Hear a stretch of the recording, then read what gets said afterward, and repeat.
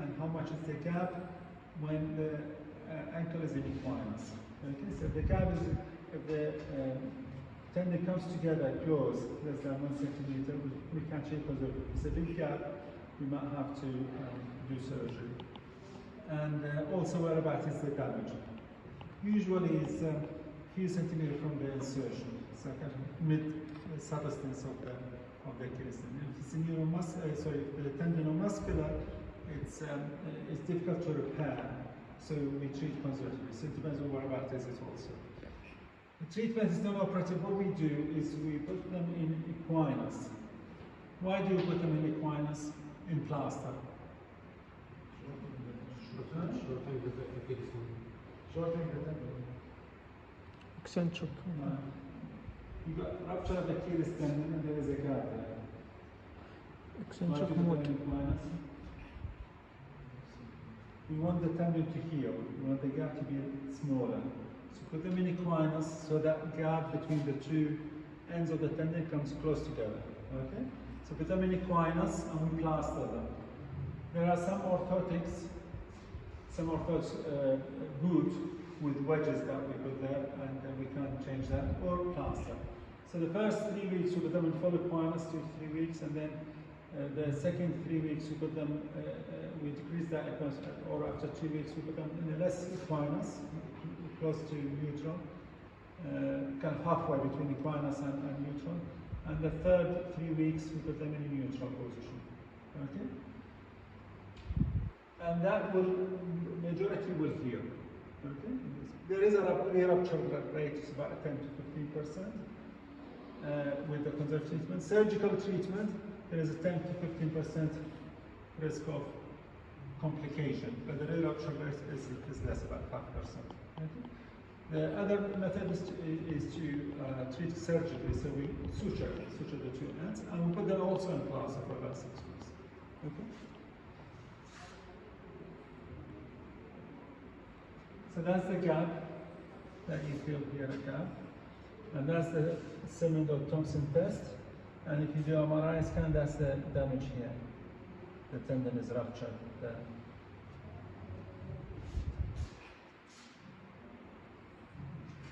Ankle sprain is common pathology, and there are grades of sprains. You know the grades of sprains? Any sprain. We grade them into 3 grades, the sprain.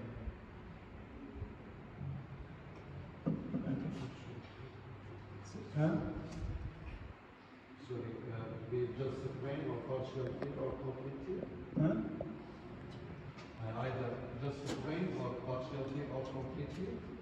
We are grading the sprain. Only Sprain. So only sprain is not, you shouldn't be saying only sprain. If the grade 1 is no injury to the ligament, no tear in it, okay? So if you like, it's just an elastic deformation and back to normal. Grade 2 is glassy deformation, so lengthening and some tear in it, partial injuries but microscopic, but it's not torn. Grade 3 is complete tear of the ligament. And with it, for the ankle joint, so grade 1 is mild pain, they can full weight bear without problem. Grade 2 is in grade 1 there is some swelling, maybe some mild bruise. In grade 2 there will be some more bruising and weight bearing might be slightly uncomfortable. Grade 3, more bruising, obvious bruising and swelling, more swelling and painful to weight bear. Okay? So these are the grades. And you can see this is the lateral. Lateral is much more common. Majority of them are on the lateral side. And on the lateral side, the anterior talofibular ligament is the commonest injury also. Okay? So common twisting injury, diagnosis is very clinical. When do you do X-ray? When do you suspect fracture? What are the examination things that tells you that there might be a fracture? Medial or lateral related pain. If you can't wait there for prostate, pain will base my fish at the tarsal. Very good. Good. Not pain, medial or lateral, tenderness. Tenderness. Yes? What's the difference? What's the difference between pain and tenderness? Pressure under pain. So pain is a subjective symptom. Yeah? Tenderness is a sign. So symptom, sign. Yeah? So tenderness on the bony prominence, like medial malleus and lateral malleolus. Difficulty to weight bear, and tenderness on the lateral side of the foot, on the base of the metatarsal. Usually these are. Okay, so if there is no bony tenderness and you can weight bear, you need to do an X-ray. The treatment for these is usually conservative. We don't interfere surgically, especially in a case situation. We treat surgically only on chronic failed conservative treatment and with obvious signs of instability. Yeah? So only we do that. And so the conservative treatment is, you might put them in an early period for a short period of time, a week or so, of immobilization, either with a boot or with an ankle-foot orthosis, or with double wool and crepe, or sometimes plaster for about a week or so. However, there are evidence that if you get them walking, exercising earlier on, early mobilizing, they will get better results. But for comfort, for initial thing, you might consider that for a short period of time. Otherwise, elevation, painkiller, initially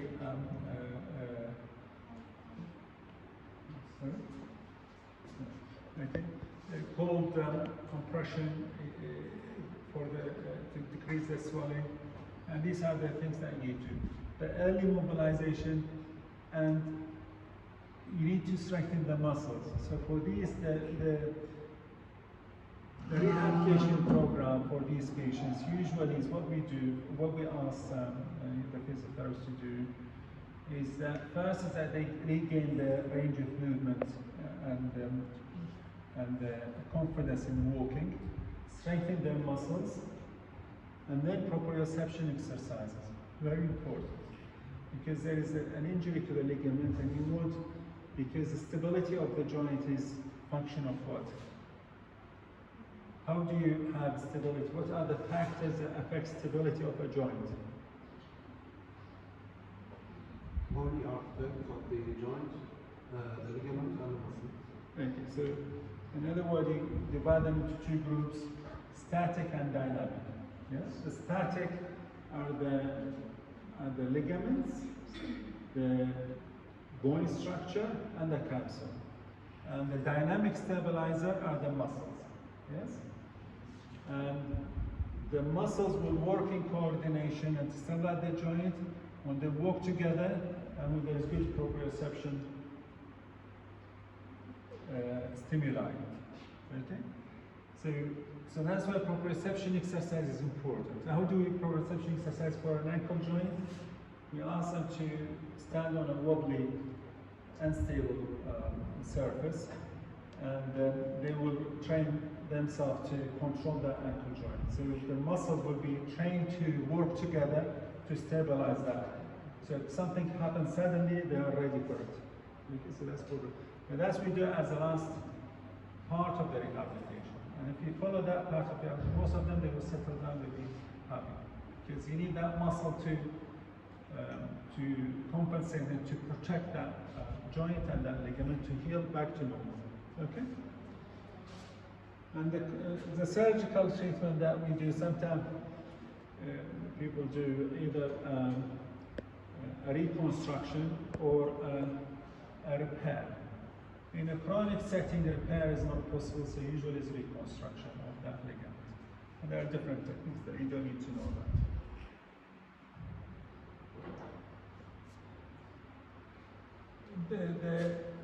There is another classification for high sprain and low sprain. High sprains when there is an injury to the syndesmosis ligaments. So the pain is more higher and tenderness at the syndesmosis area between the fibula and the It's rare, less than 10%. The majority is low ankle sprain, which is at the collateral of the ankle joint, and the majority affects the anterior talofibular ligament, and to lesser extent the calcaneofibular ligament. And these are the grades that I told you about. Okay, so grade 1, no disruption to the ligament, mild ecchymosis, weight bearing is normal. Grade 2, ligament stretched, so stretched meaning that there's some plastic deformation, some partial injury to it. And there's moderate ecchymosis, mild pain on weight bearing, and grade 3 there's tear of the gross tear of the ligament. And that's, by the way, that's the classification for sprain for any ligament in the body. So you can use this for any, apart from the weight bearing, which is for the joint that has weight bearing, but that the amount of damage to the structural damage to the ligament and the clinical. Plantar fasciitis, how do they present?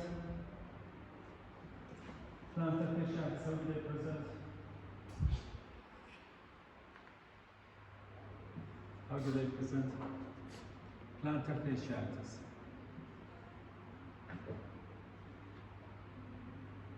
What's plantar fasciitis? Yes. Rotation of the plantar fascia. They present with the pain at first movement when they walk. Pain where? Or at the plantar At the heel. At the heel. Yes. So again, it's fairly common, and you definitely will see it. And you might have it when you are in your middle age, you might suffer from it. It's pain at the heel. Here, it's where you put your heel. Pain, it's inflammation where the plantar fascia inserts into the calcaneum, in this area here. So the pain is here, and you can feel it with tenderness clinically. You push on the medial side of that area of the heel. So so here in this area here, you press, they feel tenderness. Okay, and they say. Exactly so. When they wake up in the morning and they start to walk, it's as if they are walking on a nail or something like that. They feel pain, sharp pain in that area. And it's spontaneous onset, usually, and sometimes associated with increased activities. Why is it in the morning? Why is it in the morning? Because when we sleep, the foot is slightly in plantar flexion. That's normal. When you relax, your foot is slightly in plantar flexion. That's a resting position. And that'll be like that for a whole night. And then when you wake up in the morning, you put it in a neutral and dorsiflex when you walk on it. And that's when you got the stretch on it. That's when it starts to pain. Okay? So what we do to prevent that happening is that we stretch these structures. And remember that I told you these are embryologically one structure. So we do again similarly eccentric stretching exercises for these structures, and they get better. Okay? Sometimes you put kind of a cushion, the knee soft cushion, so when they walk on it, it's not that tender, and also that cushion will, in a way, decrease dorsiflexion, like a wedge here, in fact. But I found that these eccentric exercises good for them, they settle with it. Sometimes we give them local injection of a steroid, but be aware, definition, that don't give an injection to the Achilles tendon area. Don't give a steroid injection to the Achilles area. Rupture. If you do, there is high risk of rupture. Because weight bearings. Okay, and very rarely that we need to do surgery for these patients.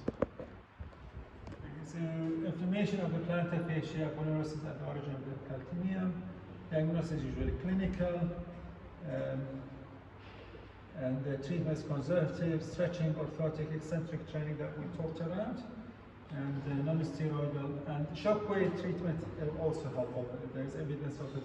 Shockwave, it's like lithotripsy, so it's a device and it generates vibration, and that helps with healing of these. Surgical, very rarely they'll use that to release it from here.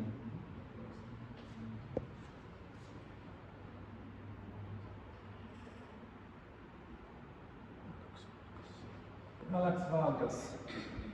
Anyone seen hallux valgus? Anyone else?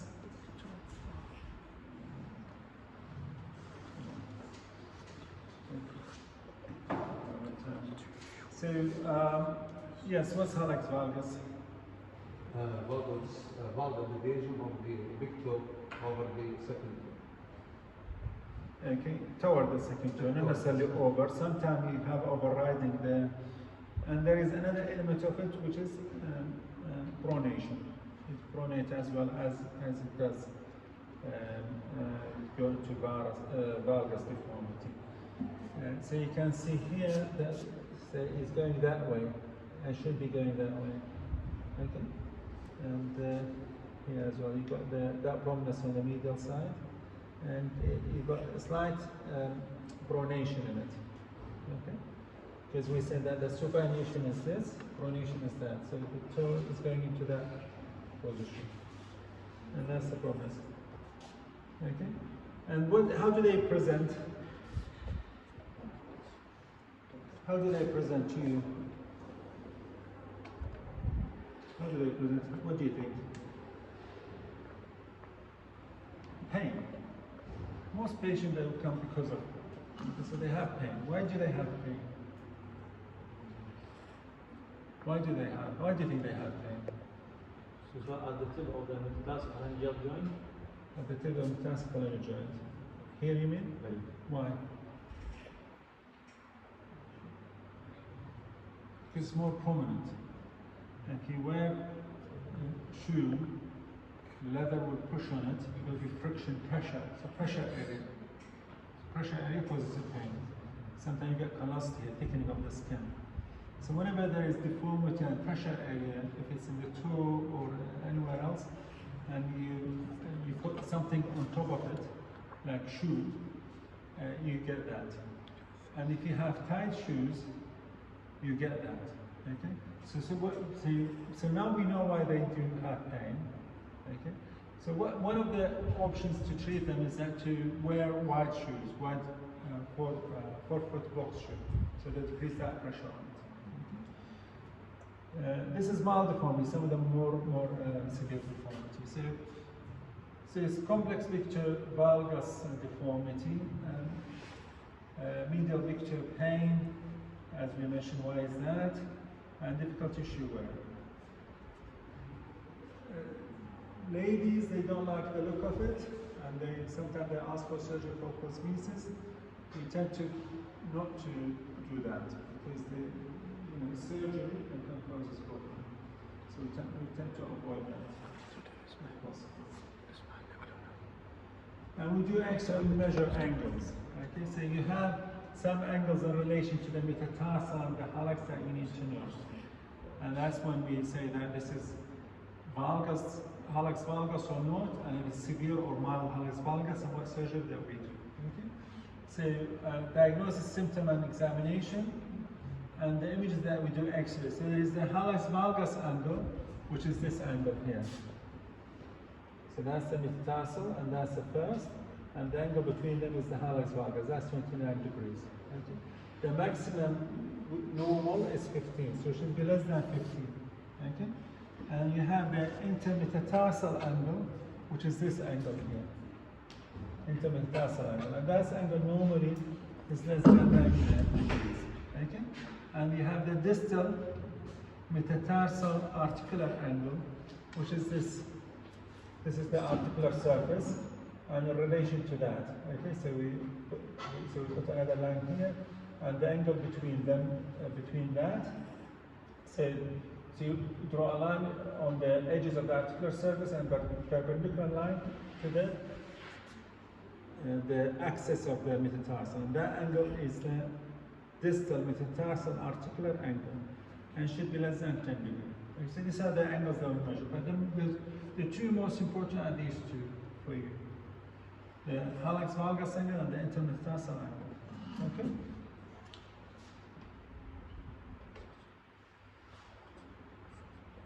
So treatment option, shoe modification. As we mentioned now, the pain is because of pressure, and sometimes actually the shoe, the type of shoe they wear is a deforming force. So there is some congenital, some hereditary congenital element to it and muscle imbalance to it, but also nowadays the fashion is that most of the shoes are wide in the forefoot. But previously the shoes were like that, especially for ladies. Some of them are still, some of the shoes are still like that, yes?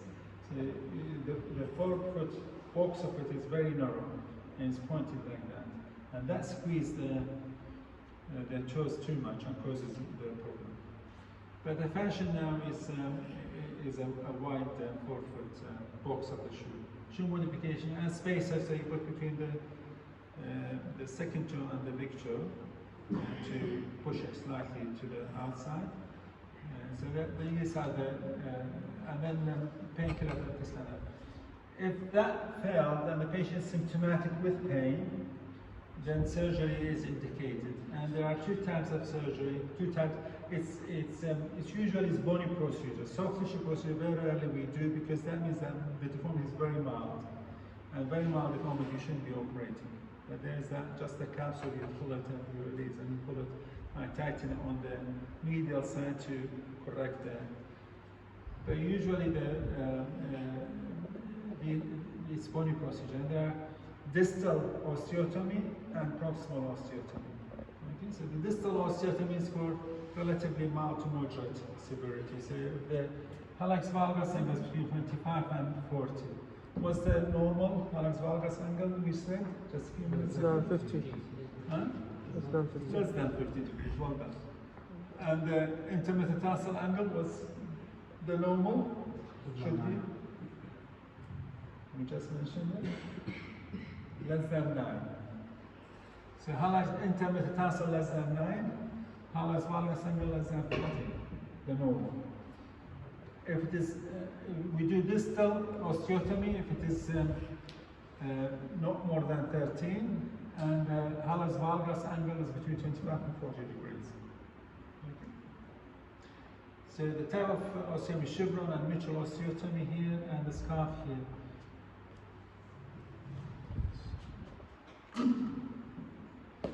The chevron osteotomy is like this.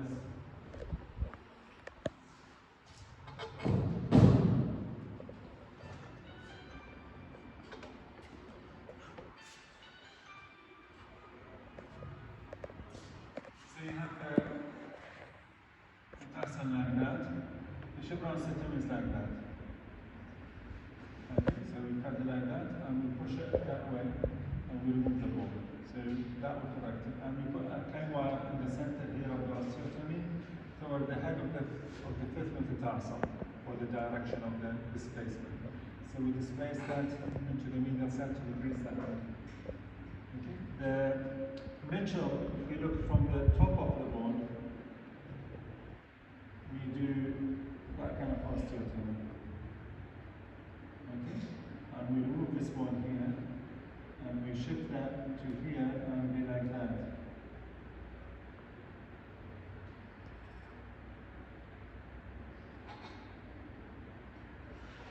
Be like that. Okay, so we shift it toward the lateral side. That's the Mitchell osteotomy. And the scarf osteotomy, if you have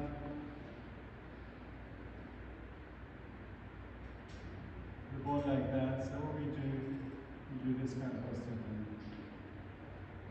And we rotate it and shift it, and we fix it with the scarf osteotomy.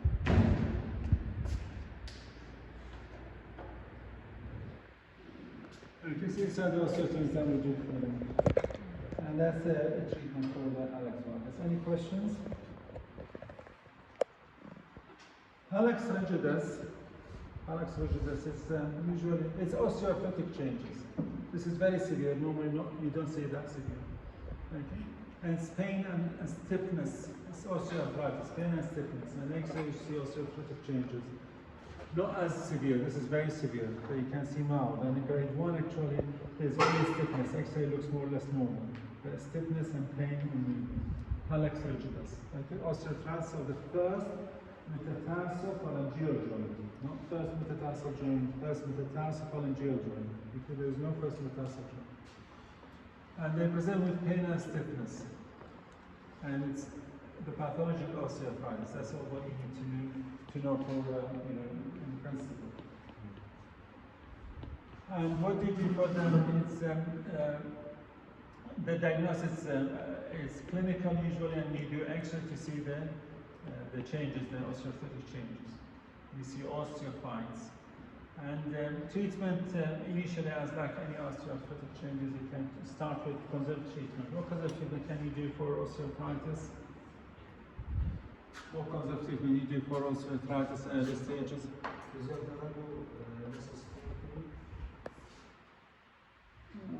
Painkillers, anti-inflammatory, keep the joint moving as much as possible. For the toe, the pain is the problem is with dorsiflexion, okay, of the toe. And when we walk like that. So if you see to my foot, we walk like that, and that's we have dorsiflexion of the foot.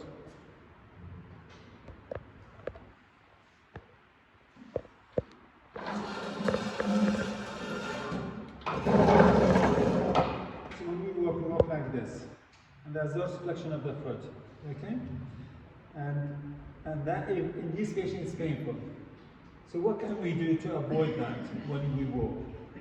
Is we do, there is shoes with hard sole and slightly rocker bottom, so slightly curved. So that will compensate for that movement. Okay, so it's called MBT shoes.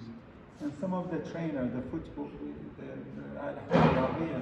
some of them are like, to some degree like that. So they're hard sole with some curvature, so that they don't need to dorsiflex their metatarsophalangeal joint. That helps them with their walking. Okay. So painkiller, shoes modification, activity modification, that kind of thing.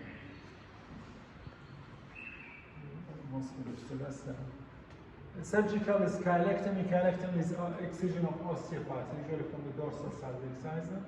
Other possible surgical treatments, fusion or replacement. These are the X-rays for fusion for replacement. Motor neuroma is a neuroma in the interdigital nerve. And usually it's between the third and the fourth. This is the little toe. It's here, and the neuroma is between the two metatarsal.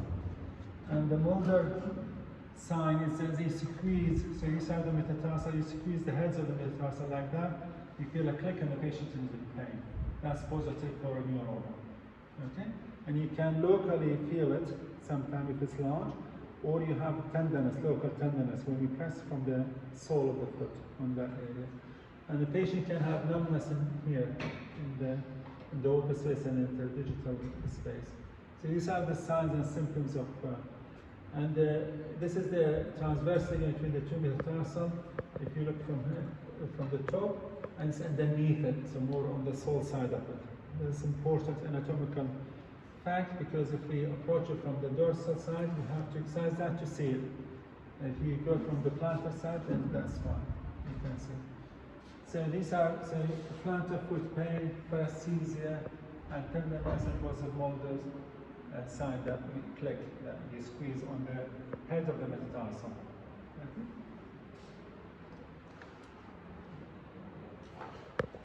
And ultrasound can help with diagnosis. They tell you about the neuroma at present. And the treatment, we try with conservative treatment, metatarsal pad, shoe modification, and if that's not helpful and still symptomatic, we can excise it surgically, either through anesthesia from the top or from the bottom. And the claw is like that, claw. That's the deformity.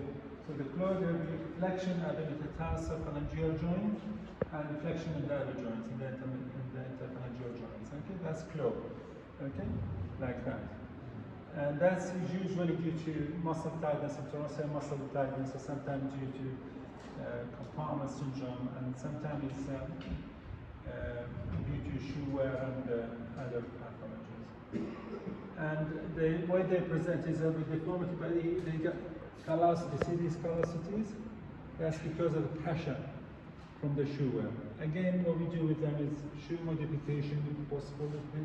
If it's still symptomatic and we need to do surgery, it's usually soft tissue procedure of tendon lengthening or tenotomy or transfer. Sometimes we do polyprosthesis, but usually it settles with tendon surgery.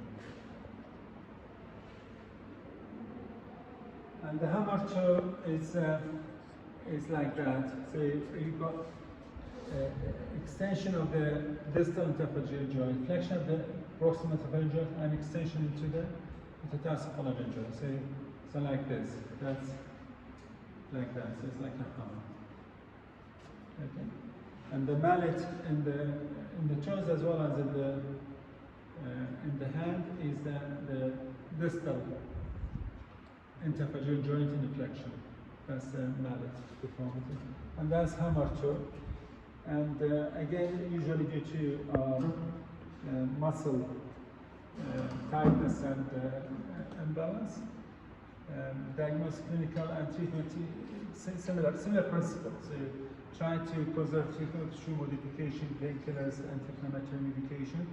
And if not, then it will be surgical and surgical, usually soft tissue sometimes, which is in the form of tendon transfer or lengthening. And sometimes we do bony procedure in the sense of excising the head of the proximal phalanx to allow it to, and sometimes we do we shorten the metatarsal to get the muscles that length that it needs, because it's muscle tightness that causes this contraction.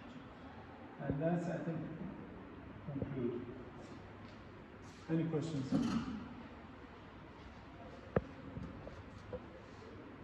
Any questions? You understand the foot and ankle better now?